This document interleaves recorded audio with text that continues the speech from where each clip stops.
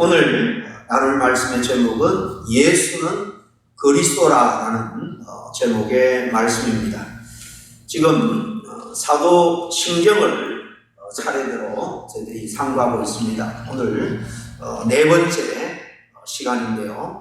사도신경은 우리가 믿는 이 성경 수많은 내용 중에서 가장 핵심이 되는 믿음의 내용들을 아주 요약해서 우리가 예배 때마다 또 개인적으로 우리의 믿음을 고백하는 그런 내용이죠. 그래서 여기에는 제일 먼저 성부 하나님에 대한 고백으로부터 시작해서 이제 성자 예수님에 대한 고백이 이어져 나옵니다. 그래서 지난주에는 성자 예수님에 대한 고백으로 그 외아들 우리 주 예수 그리스도를 믿사오니 이렇게 시작하는 이 대목을 함께 나누었습니다. 예수님은 하나님의 외아들이라는 거예요. 외아들이라는 것은 하나밖에 없는 아들이 아니고 하나님의 특별한 임무를 가지고 이 땅에 오신 하나님의 일꾼이고 사자고 아들처럼 가장 본인과 동일한 존재다라는 뜻입니다. 그리고 우리 주, 그랬습니다. 주는 영어로 로드, 헬라어로 키리오스인데요. 우리의 주인이 되신 분이다 라고 고백을 했고, 그 다음에 우리 주 예수 그리스도를 믿사오니 그러죠. 우리가 믿는 예수님, 이 예수라는 이름이 뭐냐? 그리고 그분은 그리스도인데 그리스도라는 뜻이 뭐냐? 지난주에는 이 외아들의 특별한 의미와 주가 되심에 대해 살펴봤고, 이어서 오늘은 성자 예수님은, 하나님의 아들은 예수님의 이름을 갖고 있고 그분은 또 그리스도가 된다라는 사실에 대해서 함께 나누기를 원합니다. 성자 예수님에 대한 호칭도 이렇게 여러 가지가 있습니다. 이 1장에는 또 임마누엘이라는 이름도 주셨고요. 하나님에 대한 호칭도 많은 것처럼 예수님에 대한 호칭도 참 많습니다. 그 많은 호칭, 그 이름에 하나하나가 다 그분의 속성, 그분의 귀한 사명, 놀라운 뜻이 거기 다 담겨 있다라고 그랬습니다. 지난 시간에 이렇게 두 가지에 대해서 살펴봤다면 오늘도 우리가 믿는 구주는 예수라는 이름을 가지고 있고 그분은 또 그리스도라고 불려졌는데 이 두 이름에 대해서 살펴보고 은혜 받기를 원하는데, 오늘 읽은 말씀 마태복음 1장 1절 복음서, 이 마태복음의 첫 장 첫 절에도 보면은 예수님은 누구냐? 바로 아브라함과 다윗의 자손으로 오신 분인데 그분은 바로 예수요 그리스도다. 붙여서 예수 그리스도다. 그러면서 그분의 족보는, 계보는 이러하니라고 구약에 예수님께서 오시기까지의 그 모든 약속의 계보를 아주 간단하게 요약하고 있는 말씀이 그 뒤로 계속 이어지고 있죠.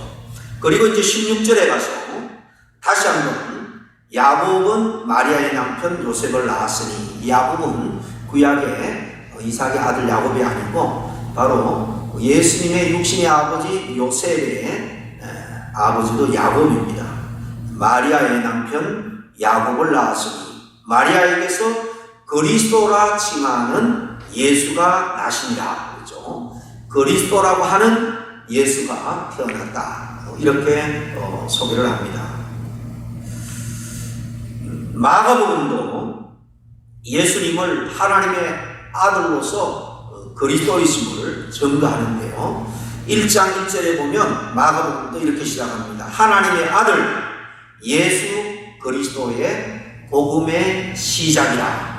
이 복음서들은 모두가 이렇게 비슷한 구조를 가지고 있습니다. 먼저는 제일 먼저 서론적으로 예수님이 하나님의 아들이시고 그분은 이렇게 예수라는 이름도 갖고 있지만은 그리스도가 된다, 그리스도다라는 사실을 먼저 주님께서 말씀하시고 또 제자들이 증언하고, 그리고 이제 주님의 그 사역 가운데 실제로 병자를 치유하고 죽은 자를 살리고 이런 초자연적인 그 풍랑을 잠재우고 하는 이 자연의 순리를 초월해서 역사하시는 하나님의 이런 기적 같은 일들, 그리고 그 일들에서 주님이 또 설명을 하죠. 주님이 무슨 대단한 인기를 누리기 위해서 그런 기적을 베푸는 것이 아니다, 이렇게 설명을 하는 식으로 전도를 합니다. 이 1장 1절 마가복음에 예수 그리스도의 복음의 시작이다, 이렇게 마가는 이 복음서를 시작을 하죠. 예수 그리스도의 복음의 시작이다. 복음에 대한, 예수 그리스도의 복음에 대한 선언으로 마가는 이 복음서를 써나가기 시작합니다. 이 복음이라는 것은 원래 원어로는 유앙겔리온이죠. 좋은 소식이란 말입니다. 영어로 굿뉴스, 이게 좋은 소식, 우리말로 복음이라고 말하죠. 복음. 바로 이 복음, 좋은 소식이라는 게 다른 게 아닙니다.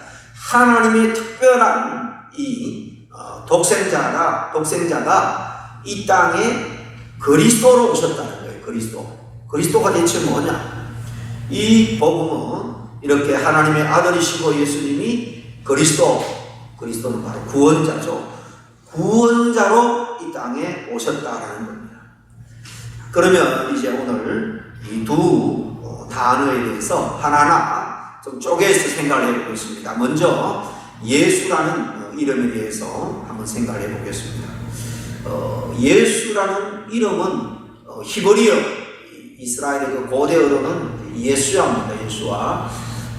이 예수는 예수아인데, 예수아를 구약에서는 여호수아, 또 호세아 선지자가 있죠. 호세아도 다 그 근본, 그 원어는 바로 이 예수아입니다.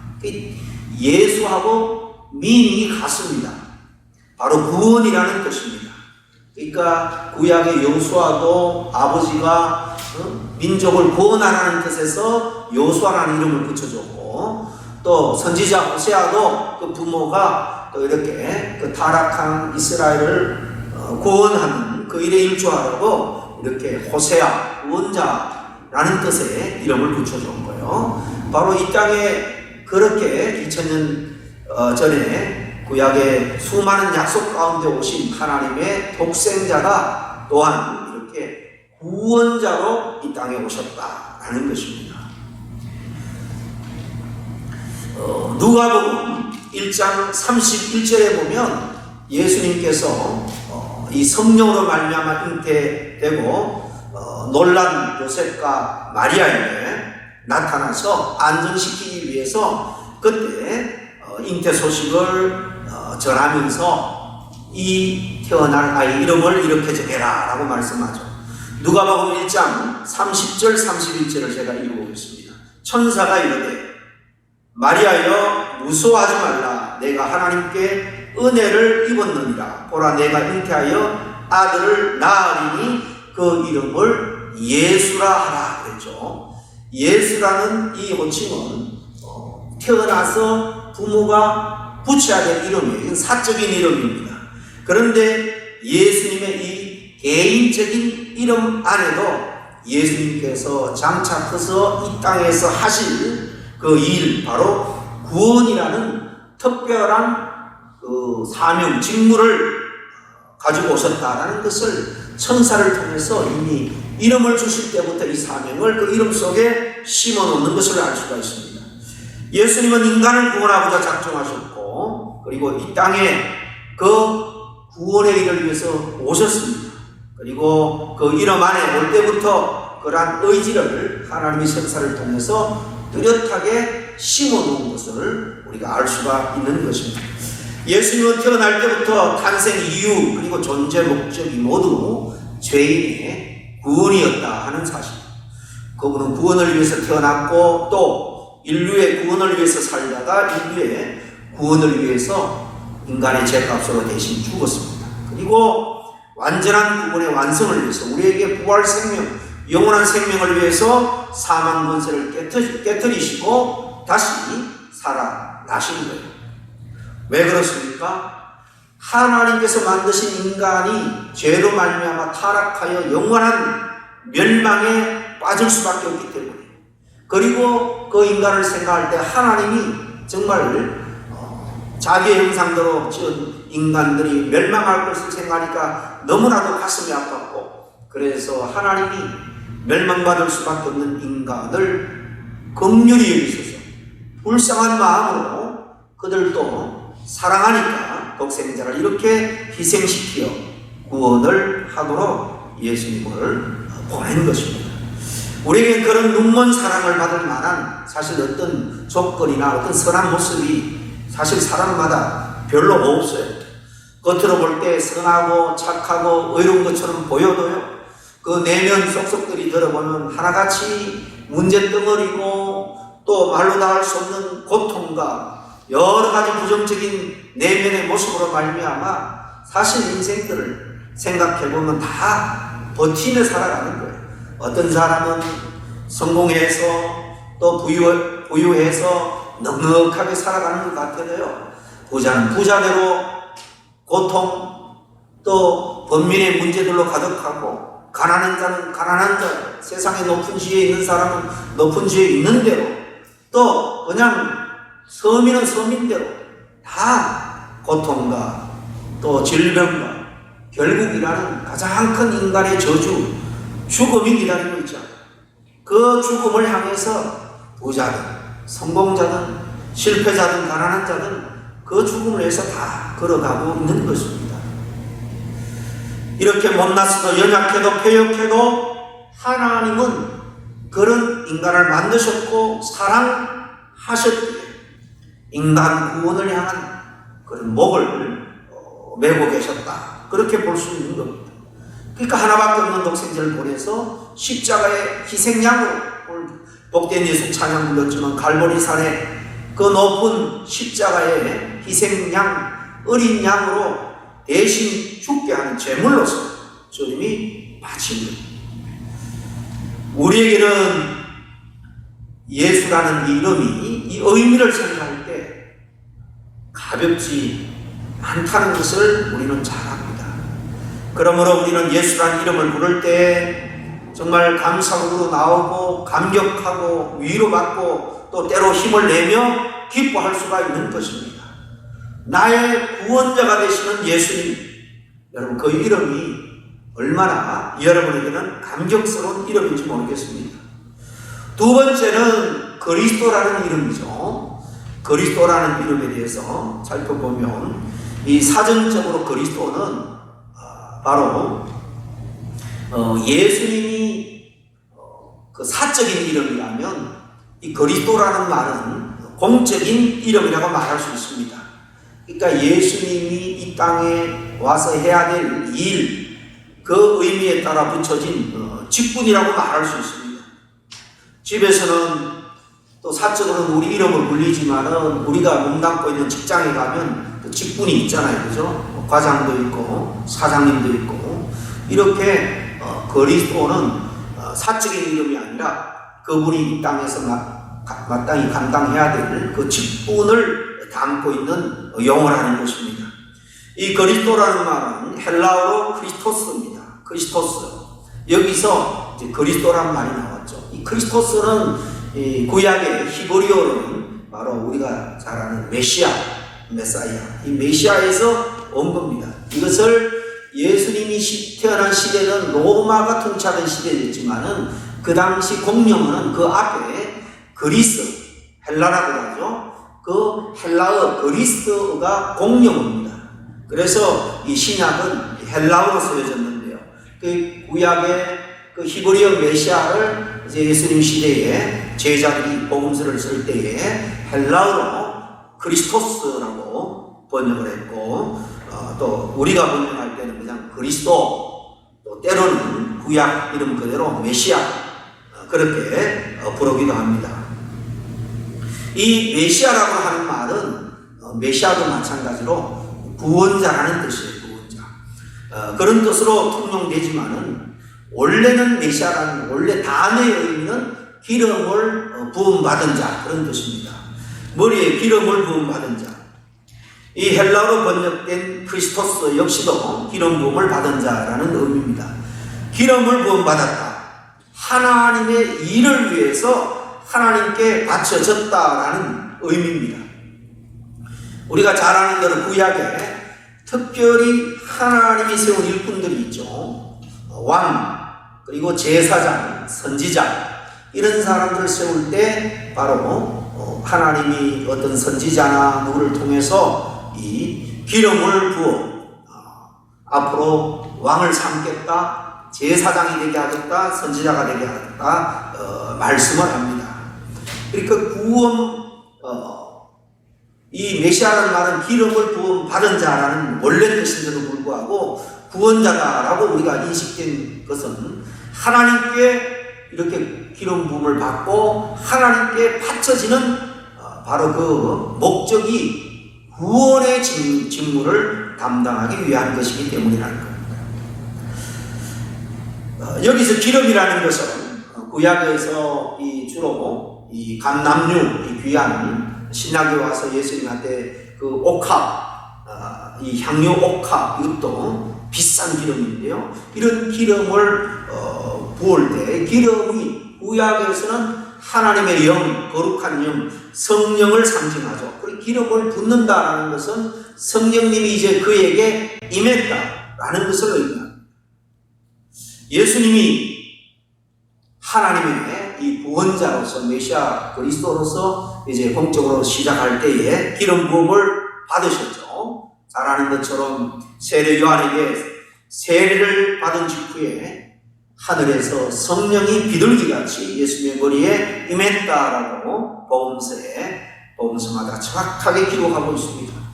그리고 예수님이 또 여인들로 인해서 아까 말씀드린 향유 옥합 비싼 기름을 또 부음받았습니다.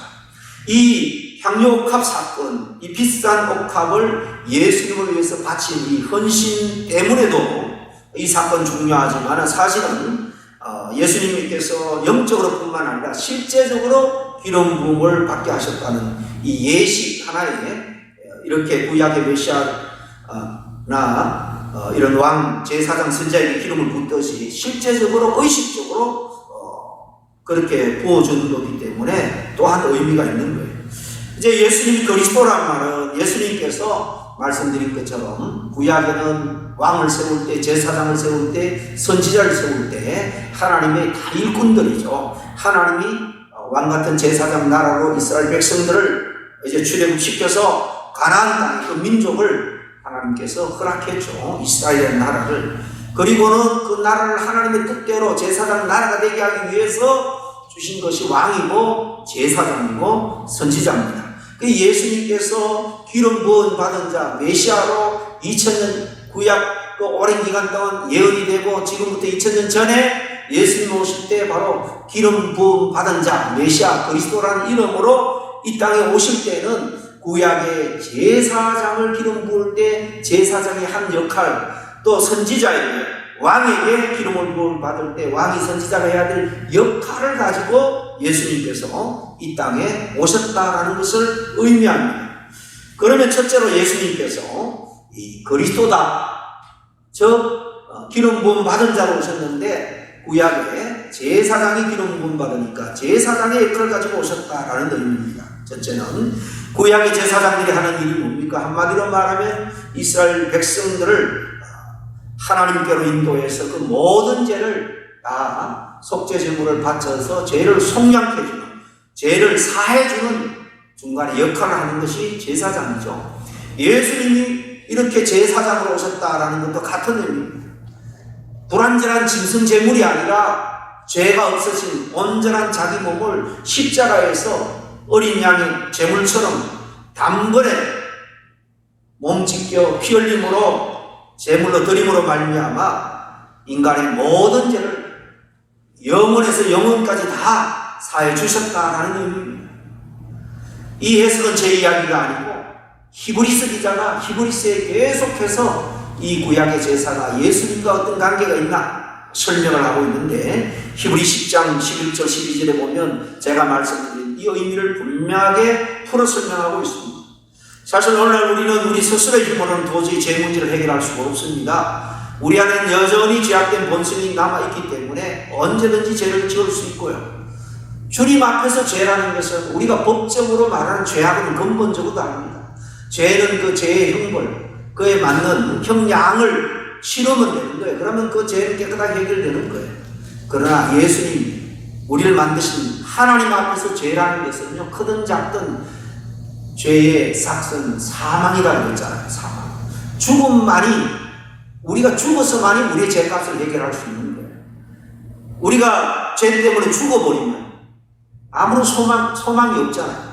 예수님이 죄 없는 그분이 죄 있는 분으로 오셨다 그러면 우리를 위해서 죽었다 그래도 그분은 자기 죄로 죽은 것밖에 안 돼요. 그러나 죄 없는 하나님의 아들로 오셨고 그분이 죄 없는 분으로서 죄 있는 우리를 대신해 죽었다 그럴 때 그분은 우리의 죄값을 치러줄 수 있는 겁니다. 누가 빚을 졌는데 빚을 갚기 위해서 내가 빚쟁이라면 그걸 갚을 수가 없죠. 그걸 갚을 수 있는 이상의 능력이 있어야 갚을 수 있는 겁니다. 예수님은 그런 우리의 죄를 충분히 해결하고도 남을 만한 능력을 가지고 오셔서 그냥 제사장처럼 중간에서 흉매장 역할처럼 그렇게 매개 역할만 한 게 아니고 친히 대제사장이 되셔서 그리고 친히 하나님께 드릴 인간을 위해서 본인 죄 없는 자신이 희생 제물이 되어서 단번에 십자가에 돌아가셨습니다. 완전한 제사장으로서 이 땅에 오셔서 그 일을 이루신 거죠. 또 이 예수님은 그리스도라는 이름으로 오셨는데 그분은 구약에 또한 기름 부음을 받는 왕의 그 역할을 또 가지고 오셨다는 겁니다. 그걸 수행했다는 겁니다. 이 왕이라는 단어는 히브리어로는 멜렉입니다. 멜렉. 그 기도원의 첩의 아들 하나 이름이 아비멜렉이죠. 아비는 그 아빠의 아빠, 아버지라는 뜻이에요. 우리하고 같습니다. 그러니까 멜렉은 왕이니까 왕이 아버지다 그런 뜻이에요. 그 기도원이 사사지만은 그때 왕적인 이스라엘 최고 지도자의 위치에 있었죠. 겸손한 아들이었으면 그렇게 이름을 안 붙였을 텐데 이 아비멜렉은 첩자식입니다. 그래서 수많은 70명이나 되는 수많은 아들 가운데 잘 살아남아라 그런 뜻에서 왕의 아들로 태어났다. 아비멜렉 그렇게 붙인 것 같아요. 이 멜렉, 이 왕은 다스린다라는 뜻입니다. 다스리는 자, 왕이 다스리는 자. 그리고 이 고대 왕은 다스릴 뿐만 아니라 백성들을 책임져야 돼. 보호한다, 책임진다라는 뜻도 있습니다. 따라서 예수 그리스도가 왕으로 이 땅에 오셨다. 그것은 왕의 권세를 가지고 자기의 백성들을 책임지고 보호한다라는 그런 직무, 그런 의미가 있다는 겁니다. 사사시대에 이 사사만으로는 안 되겠습니다. 우리도 이웃 나라처럼 이 왕을 세워서 왕이라는 것은 아주 이 왕에게 모든 권력이 다 아주 초법적인 권력이 왕의 손에 쥐어져 있잖아요. 그래서 대적이 공격해오면 왕의 명령으로 일사불란하게 대응해서 무찌르고 그러니까 이 왕정체제는 아주 권력이 중앙에 집중되어 있기 때문에 통제가 잘 됩니다. 오늘날 뭐 독재 정권도 그렇게 해서 통제하는 것처럼 그렇게 해서 자꾸 이방 나라의 침공을 당하니까 우리도 왕을 세워서 강력한 이 왕권 체제로 말미암아 대적을 물리쳐 주시옵소서. 대적으로부터 우리를 보호해 주십시오. 그런 뜻에서 우리에게 왕을 달라 이스라엘 백성들이 하나님께 예언했죠. 근데 하나님은 알았어요.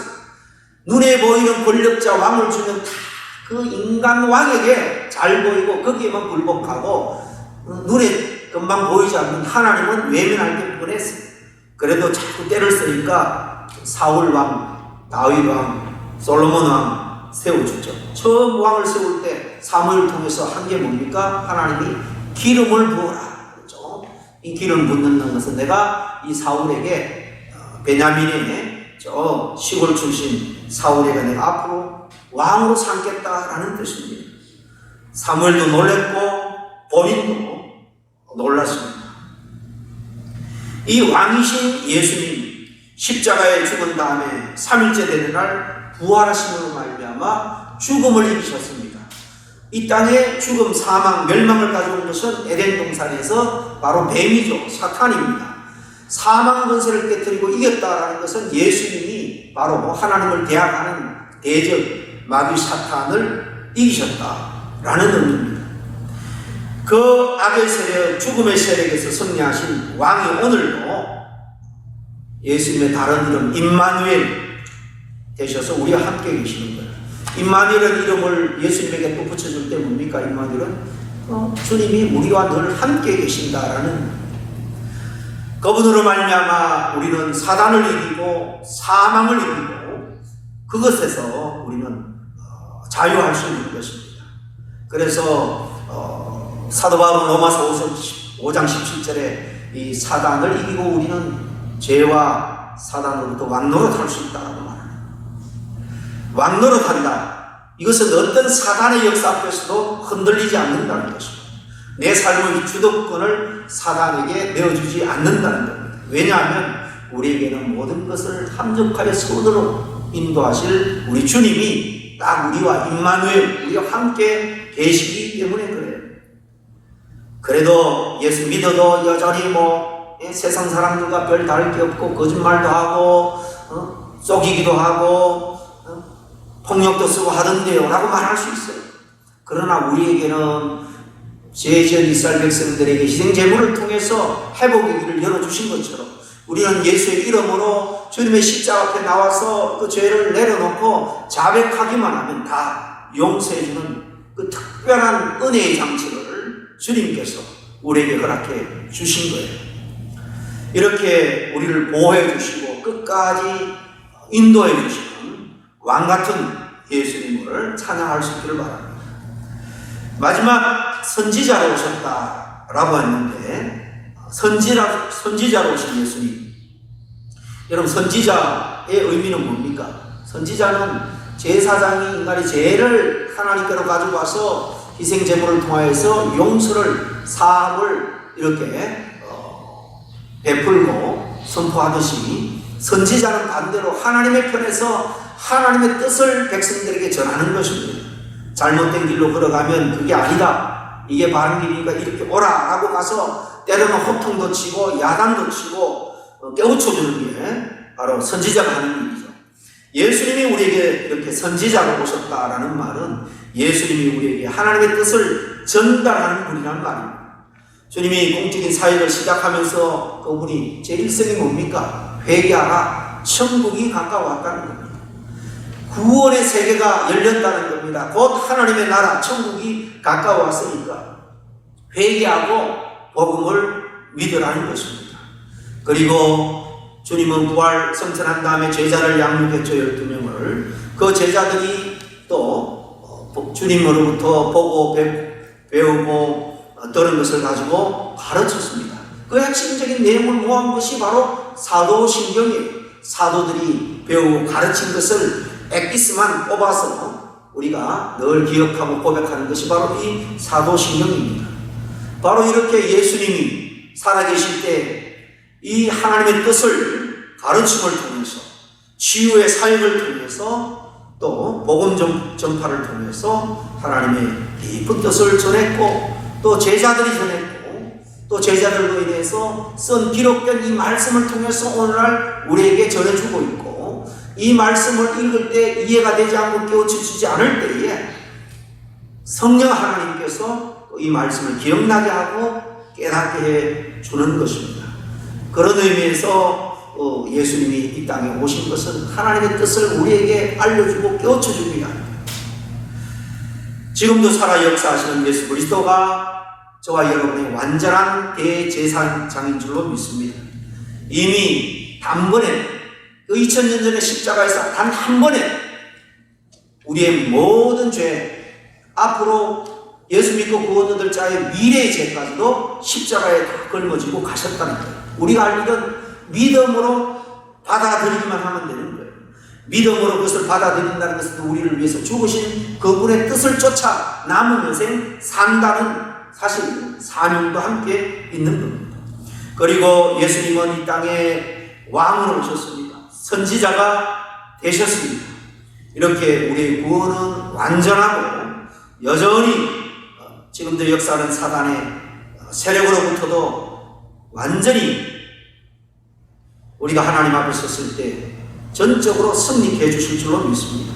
하나님이 보내신 성령의 감동 감화로 말미암아 우리가 말씀을 듣고 때로 나약하여 실족하고 잊어버리고 게으르게 나태하게 신앙생활을 할지라도 성령은 때로 환경을 통해서 사람을 통해서 말씀을 통해서 우리를 깨우쳐 바른 길 가게 할 것입니다. 이 예수님이 이 예수 그리스도가 저와 여러분의 왕이고 또 선지자요 대제사장임을 우리가 감사하며 그분께 이 시간 우리가 영광을 올려드리고 찬양했으면 좋겠습니다. 그 주님을 생각하며 함께 기도합니다. 하나님 아버지 감사합니다. 하나밖에 없는 그 특별한 주님의 분신 예수 그리스도를 이 땅에 보내주시고 우리의 구원자로 삼아주시니 감사와 찬양을 드립니다. 그리고 정말 왕같은 그런 제사장으로 말미암아 우리의 허물을 정말 십자가의 은혜를 믿고 주님 앞에 나아갈 때마다 속량해 주시고 또 왕같은 그런 능력으로 말미암아 우리가 주님께서 약속하신 대로 끝까지 하나님의 나라로 보호해 주시고 인도해 주실 줄로 믿습니다. 살아가면서 겪는 시련과 아픔 속에서 성령을 통하여 말씀을 통해서 참 진리로 빛으로 인도해 내실 주님을 믿습니다. 이 우리 주 예수 그리스도의 귀한 이름을 이 시간 찬양하며 높여드리기를 원합니다. 그 주님께서 임마누엘로 오늘도 정말 저희들과 함께 동행해 주시고 우리의 고민을 들어주시고 우리의 생각과 기대 이상으로 가장 합력하여 선으로 이끄실 주님을 생각할 때 참으로 감사와 찬양을 드립니다. 이 모든 영광 주님 홀로 받아 주시옵시고 우리 주 예수 그리스도의 이름으로 기도하옵나이다. 아멘.